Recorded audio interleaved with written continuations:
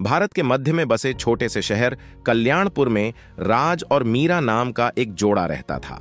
उनका विवाह ऐसा था जिससे पूरा शहर ईर्ष्या करता था। ऐसा प्रतीत होता है कि यह आपसी सम्मान और समझ पर आधारित था।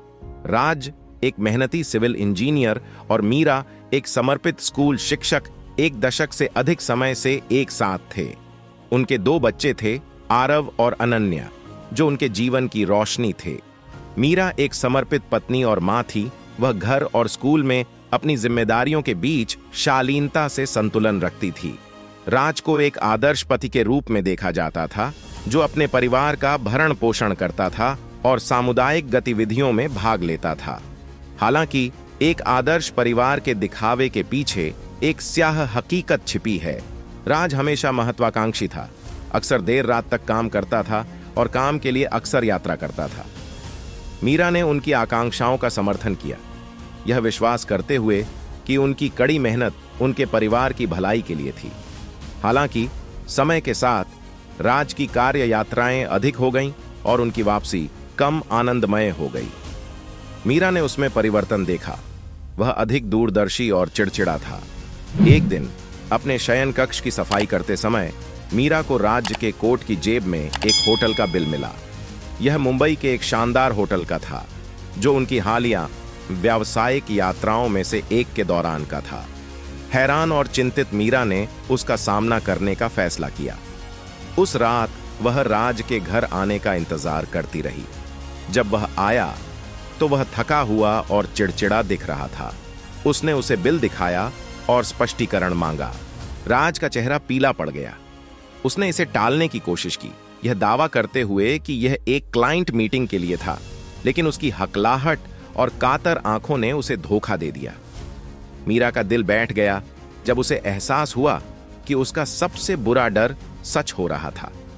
उसने अपने समुदाय में बेवफाई की फुसफुसाहट सुनी थी, लेकिन कभी नहीं सोचा था कि उसके साथ ऐसा होगा। सच्चाई का पता लगाने के लिए दृढ़ संकल्पित मीरा ने जांच शुरू की। उसने राज के फोन बिलों और सोशल मीडिया खातों की जांच की, जिससे धोखाधड़ी के पैटर्न का पता चला। राज 1 साल से अधिक समय से एक अन्य महिला प्रिया के साथ जुड़ा हुआ था। ज्ञान ने मीरा की दुनिया को उजाड़ दिया।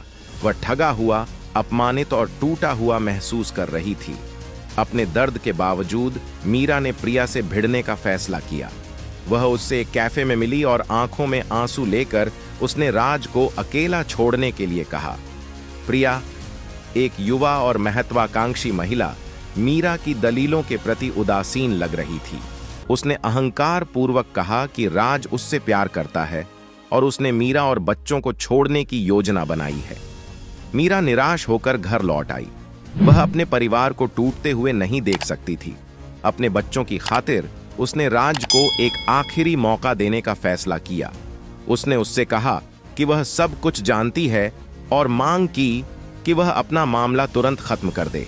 राज अपने विश्वासघात की सीमा और उसके कारण हुए दर्द को देखकर फूट फूट कर रोने लगा।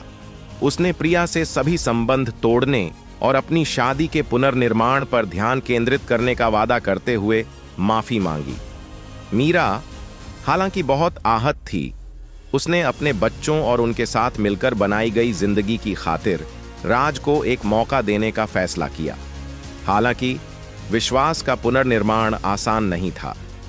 राज को हर दिन अपनी प्रतिबद्धता साबित करनी पड़ती थी। उन्होंने अपने परिवार पर अधिक ध्यान केंद्रित करते हुए देर रात की बैठकें और यात्राएं बंद कर दीं। मीरा हालांकि अभी भी घायल थी। उसने विश्वासघात से आगे बढ़ने की कोशिश की। महीने बीत गए और हालात बेहतर होते दिखे।